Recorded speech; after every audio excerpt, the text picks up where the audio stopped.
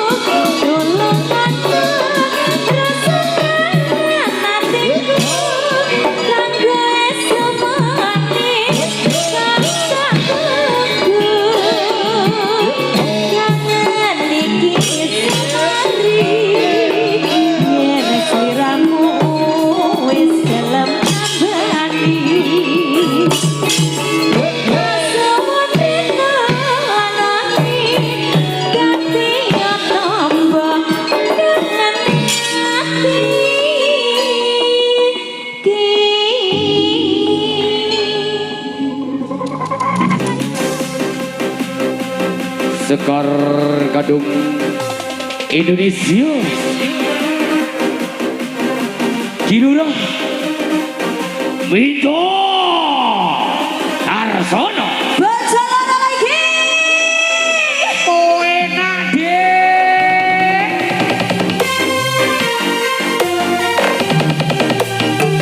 Bangku Budi selamat malam.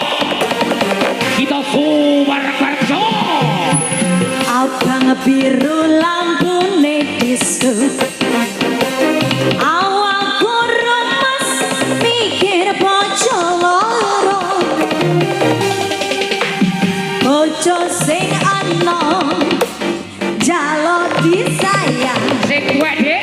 Sing tuwa njur wekah ditinggal. Luki sirahmu metrapi satu. Anggon tresno mas uga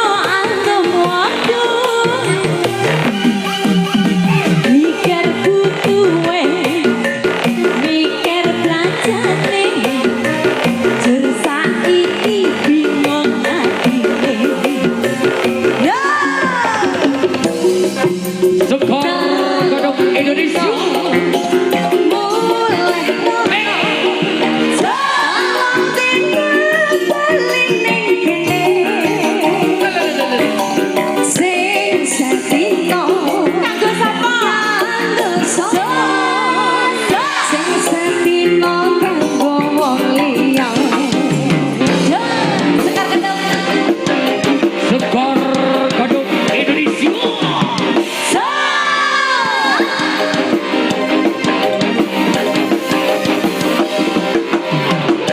Yang dari Blitar, yang dari Tulungagung.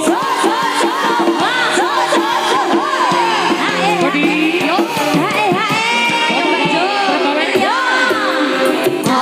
biru lampu medisku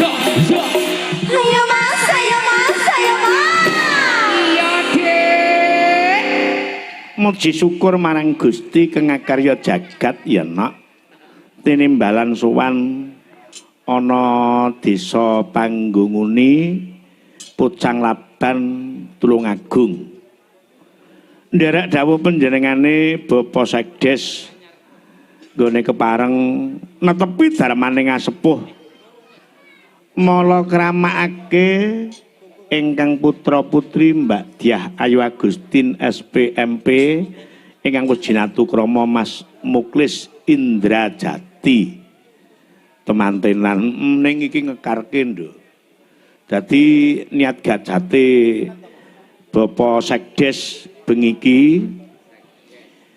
kuwi kejaba ngekarke temanten iki pitunan.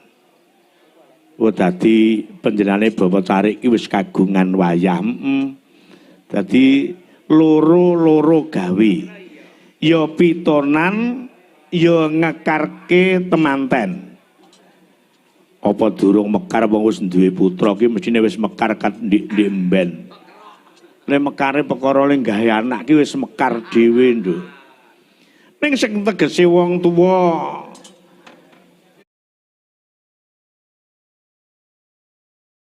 nyuwekke janur cara tembunge saiki ngekarke iki tujuane ben mekar sembarange ya mekar srawunge mekar kadewasane mekar kepinterane uga mekar rejekine kecukupan ing samubarange niate kaya ngono ya muga lumantar bengi iki senek-senen kang do rawuh panjenengane temanten sakloron Mbak Diah Agustin kang Jinatu Krama Mas Muklis Indrajati bener-bener dadi temanten sing sakinah mawaddah kebak rahmah amin Allahumma amin dadi cara tembunge mbiyen iki dadi temanten sing kaya lekasing Nabi Adam Siti Hawa nganti kaken-kaken ninen-ninen tembayatan le nganakake selaki rabi tangkar tumangkar dek kecukupan ing samu barang kebak ing kamulyan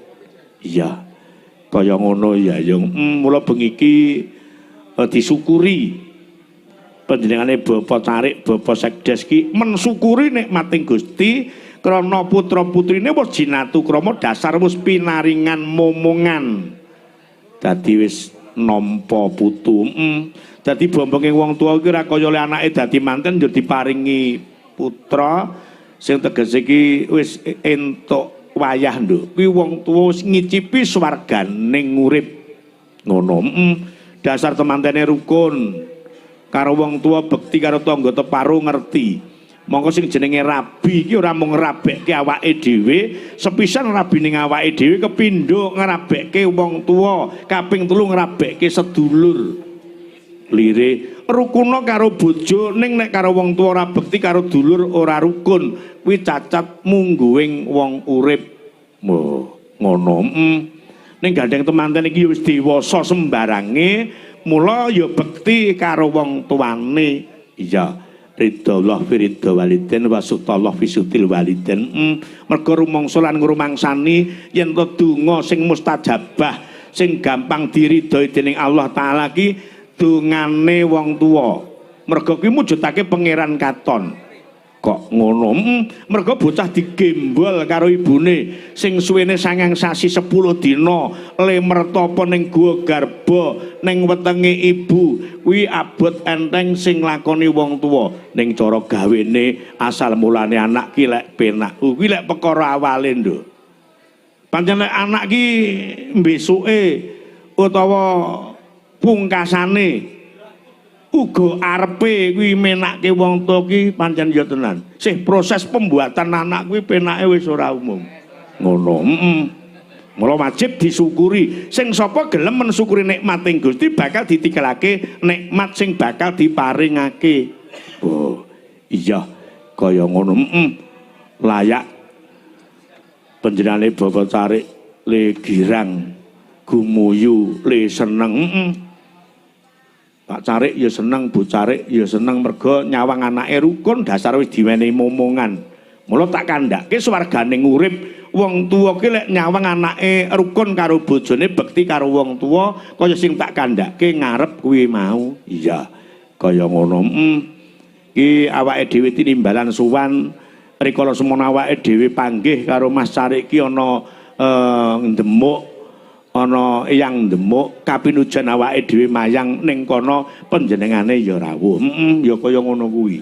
Mula kejaba nggone kepareng mala kramake ingkang putra-putri panjenengane Mas Carik ki melu melestarikan budaya. Pelestari budaya. Mula nguri-nguri ya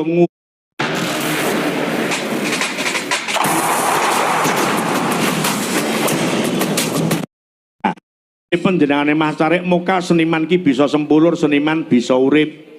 Mulawit saka panjenengane bengi ki awake dhewe bisa sowan rene, sowan ana dalem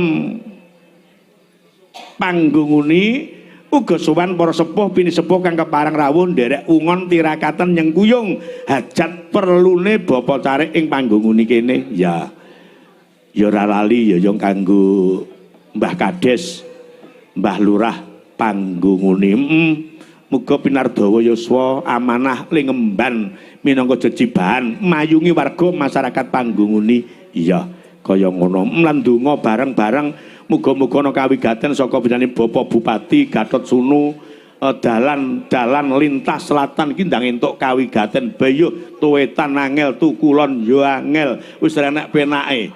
Mula umpama warga masyarakat mengeluh ki wajar ning gandeng kisih peralihan utawa dalam masa transisi panjenengane Bapak Bupati ki ora mikir ki ora ning ya mikir ning mengko dhisik mergo anggarane kira wae urung mencukupi. Ya kaya ngono. Mulane Bapak Lurah ra waleh-waleh le ngaturke program golek program baik di daerah kabupaten ataupun provinsi sing tujuannya bukan semata-mata untuk kepala desa dan perangkate ning uga kanggo warga masyarakate. Ya kaya ngono. Coba iki selak dadi pengarep-arep ora usah kakean gunem ndak malahi nguyahi segara. Kaya ngapa? Ngaturke rerengganing gending ki diaturke kanggo temanten sak kloron. Mbak Pipit ben ngadeg coba dikancani karo Mbak Punjung. Ya kaya ngapa? Sepote Mas diaturke Mbak Pipit Mbak Punjung jemeneng. Yuk dados.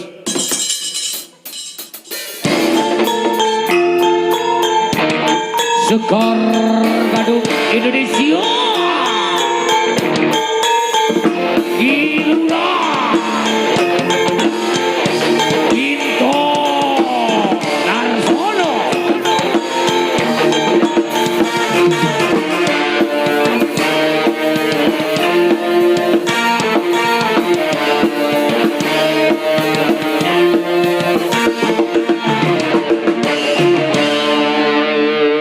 Wilujeng dalu Mbak Pipit Andriani. Nggih, wilujeng dalu, Mak. Sik semangat. Semangat. Nah, prai tulung bengi diawiti bengi iki ra prai nganti bulan Juli. Mula awake dijaga kesehatane, mangan-mangan diatur, le warna-warna rada disuda. Ya. Nggih. Kuncine semangat. Wong ki anggere gelem semangat Gusti Allah taala ki nggatekke bocahke semangat, tak wene rejeki sing akeh, rejeki sing berkah lan barokah. Amin. Ah. Amin. So, sepatah dua patah kata Mbak Pipit kanggo temanten sak kloron coba kaya ngapa? Nggih, mugi-mugi dadosa temanten ingkang sakinah mawaddah warahmah. Amin. Ingkang kebak berkah barokah. Amin. Wis. Amin.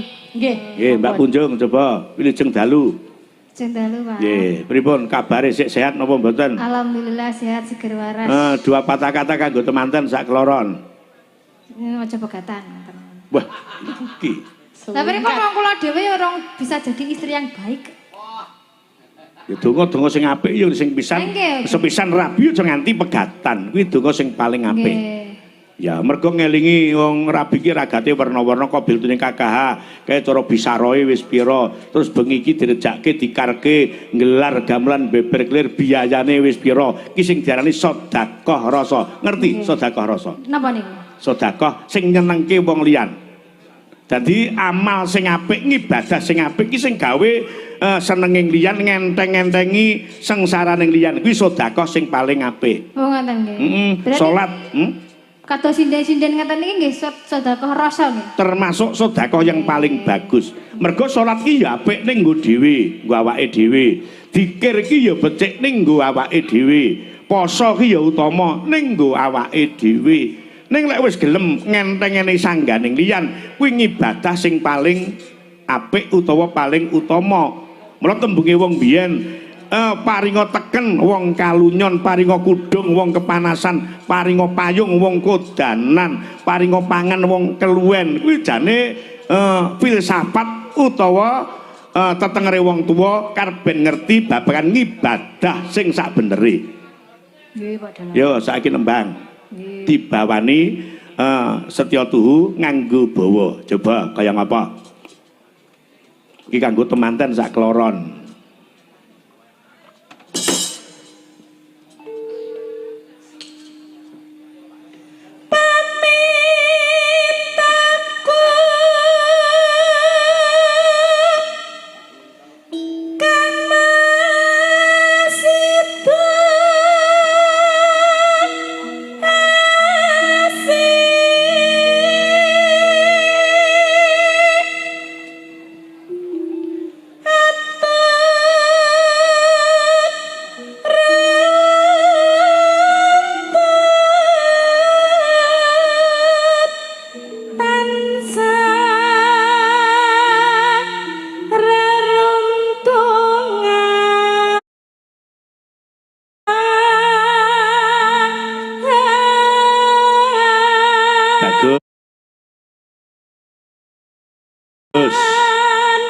Genti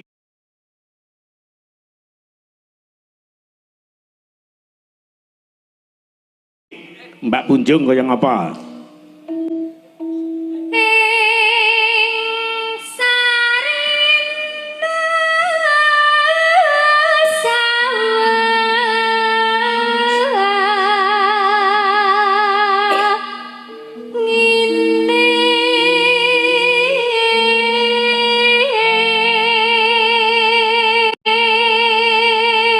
Ibarate yoga kuwi sing ngamal ngibadahe terbanyak ki ya penggender. Kok ngoten? Tak kenal lelah. Jadi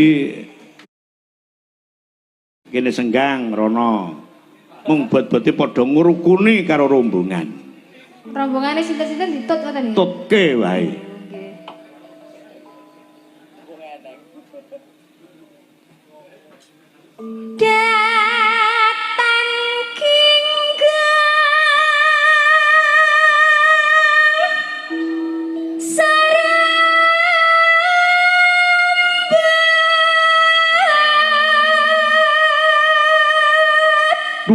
pengendang tayub.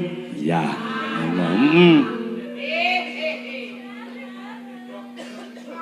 Barek iki ora tak tampa kok. Napa, Pak? Bar saiki barek iki ora tak tampa. Campur sari aku ora nampa campur sari. Wis ora nek campur sari sekar gadung wis ora enak. Mesine mau bengi iki ya mayang tiwas wis kadung nampa nek pandian dongko. Wah, sen gacekane. Iya. Napa kok mboten nampa campur sari? Jenengan napa kesenengan dalang? Aku pengen dalang tok wae campur sari niki ben ndek enak ritek ngono. Iya.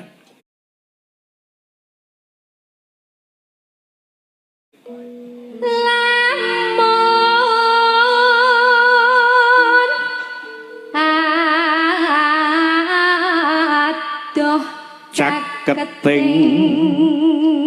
Kok saged bareng ya, Pak? Ya sing penak ki bareng ngono. Ngoten.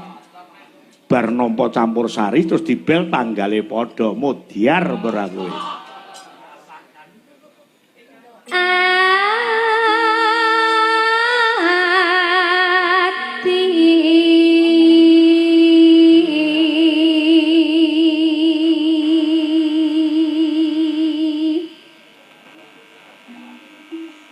Yen cedak tansah Barmita Mitan joget le gayeng adepane wong sepuh-sepuh. Aku batinku yo guyu jalan. Saya sulis. Wong joget tak jereng lirik mburi ku aja joget diserobot kok mburi.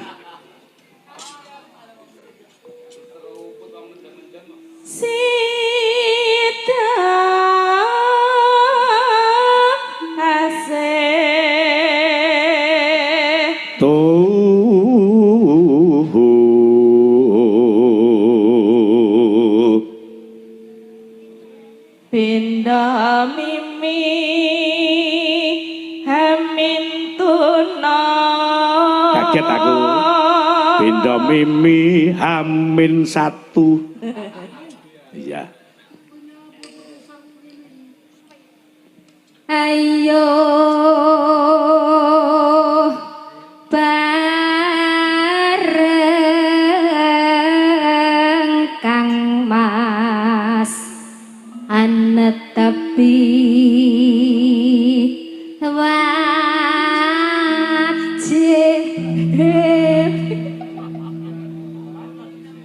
Keleleken.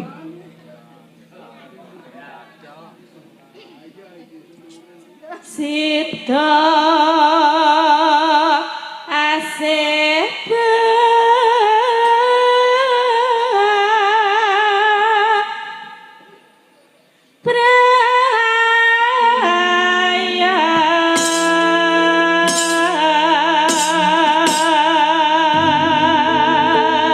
Kayang apa? Tembange diaturke dados yo.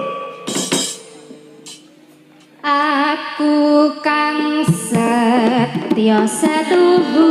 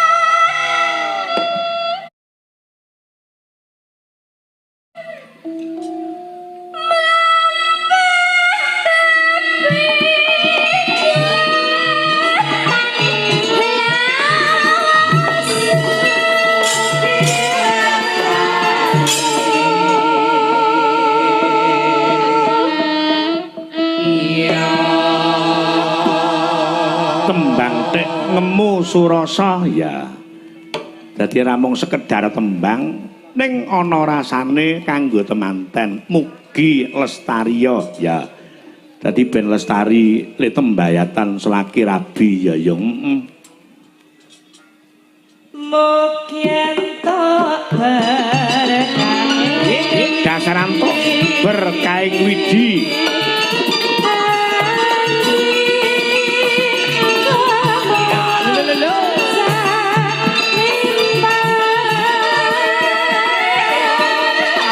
Tetep Mbak Pipit, Mbak Kunjung, Mbak Blas Kidam Sari.